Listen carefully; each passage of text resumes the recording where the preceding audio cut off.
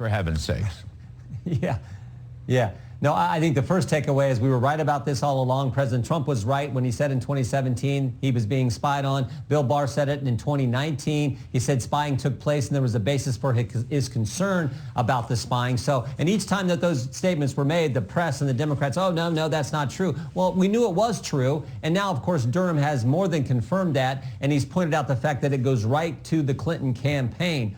What I find interesting is this tech executive one, this Jaffe guy, because there was a piece in the New York Times that said, oh, no, he was doing what he was supposed to do. He was on contract. If he saw something that was of concern to him, he was supposed to raise that concern. Well, let's just assume for a second that's all true. Why did he raise that concern with the lawyer from the Clinton campaign, Mr. Zussman, and also communicated it to Mr. Elias, the lawyer, the chief counsel for the Clinton campaign? If he was concerned about it and there was a real issue there, he should have went to the FBI. But he didn't do that, Larry. He went to the campaign, and then Mr. Zussman takes this information to the FBI. And again, not just anyone at the FBI. Who does he meet with? He meets with Jim Baker, the chief counsel. So that's what's unusual about this and why I find it so troubling, not to mention the language Durham used, Larry, where he said that we were looking to create an inference and a narrative. You know what we call that?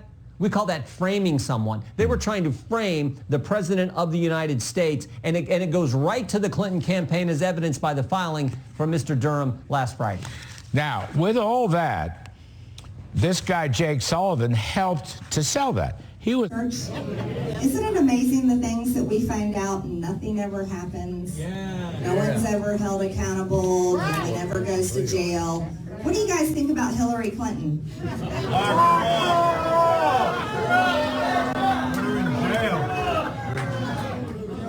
How about that? After we chanted at Trump rallies when he ran for president the first time, and we did chant lock her up, and we meant it. Now the Durham investigation has released information that, oh yeah, indeed Hillary Clinton's campaign was spying on then candidate Donald J. Trump. And oh yeah, that was true, that Hillary Clinton's campaign and more her attorneys from Perkins and Coie, that they did spy on not just candidate Donald J. Trump, but President Donald J. Trump when he was in the White House. It is criminal, and those people should be in jail. These are the things that the American people find unforgivable. This is why we do not trust Washington. This is why we don't trust the swamp. This is why we don't trust the FBI, the Department of Justice, and many others involved.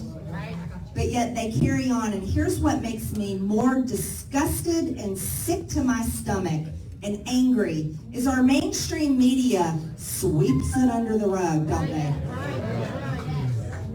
The mainstream media thinks all of you people are stupid.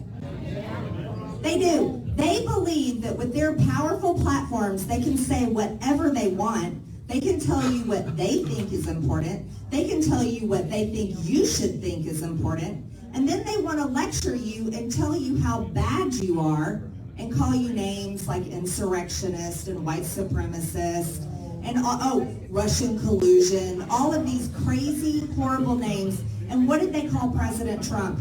What did they call President Trump and his supporters for nearly 5 years? Nazis. Horrible, horrible names.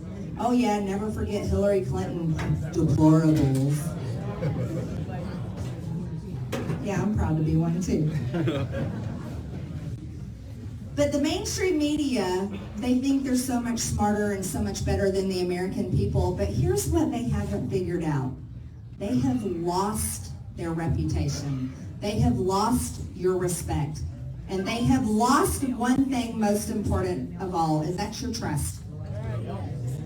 And they deserve to lose your trust because they aren't doing their job. In a country where they have freedom of press, one of the most amazing freedoms that journalists can have to tell the truth and tell the stories, they abuse it. Because the freedom of press, thank you for letting me represent you. Honestly, it's an honor of a lifetime. I really do feel that way. And I'm working very hard. I want you to know I'm working very hard because Washington, D.C. has truly forgotten what America stands for and what the American people care about.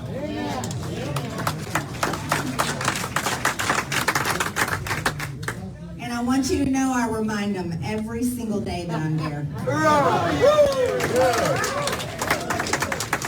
So while the national news media and the bubble in Washington, the swamp, they want to tell everybody that MTG is crazy, here's what I have to say to them. No, it's you people that are crazy because the rest of the American people have had enough with it. I'll do that. Well, here's what's going on, everyone. In Washington, we are now planning the next omnibus bill. Doesn't that sound exciting? We're $30 trillion in debt, and we can barely come together on a budget that is actually a balanced budget. That's what I ran for Congress on, a balanced budget amendment. It's something that I believe in because I'm one of those people that believes that, I think we should do a good job with the American people's hard-earned taxpayer dollars. Instead of continuing to produce a debt, we're now $30 trillion in debt, $30 trillion. And it was last spring that Congress voted on a bill, and you all know I voted no. That's my favorite button to push, the red one. And it was the American Rescue Plan for COVID, of course. The American Rescue Plan, $1.3 trillion. Well, I want you to know that the Biden administration has come out and announced that they feel it's very important to have $30 billion more dollars for future COVID. Wait, no, COVID is the future. Come on. So Joe Biden, there is no new COVID. There's multiple variants of COVID. Have you heard the Queen in England has COVID now? We call that the royal variant. It'll be here soon. You just wait. We'll say, all hail to the Queen. Well, in all sincereness, we do hope she's okay, and we wish her good health and recovery. But yes, so Joe Biden and his administration has decided that we need to spend, and have $30 billion ready for the next variant. Well, we know what this variant will be. We'll go ahead and call it the midterm variant. Yes. They sure have learned how to work COVID. It has worked in their favor all along. But here's who it hasn't worked for. Most importantly, it hasn't worked for our children.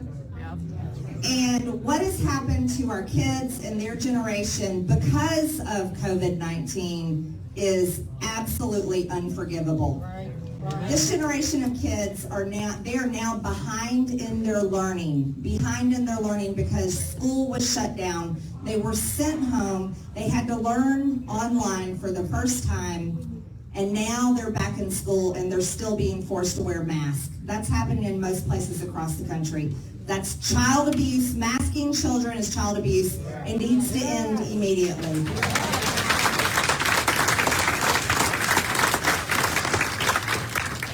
Well, I will tell you all, there's one thing good that came out of parents having to be at home with their kids, and they looked into their education and their curriculum, and they found out about something called CRT, critical race theory.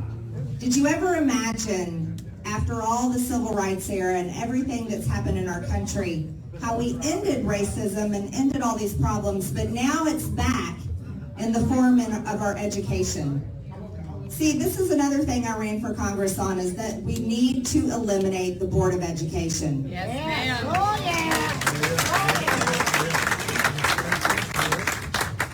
It has become a tool used against our kids, and it's completely wrong. This is something that we need to continue to talk about. Parents should be in charge of our children's education, and that's why I support school choice. Well, while the Biden administration dreams of more variants, and I'm sure that Dr. Anthony Fauci would like to figure out how to produce more of them. After all, didn't he fund the gain-of-function research?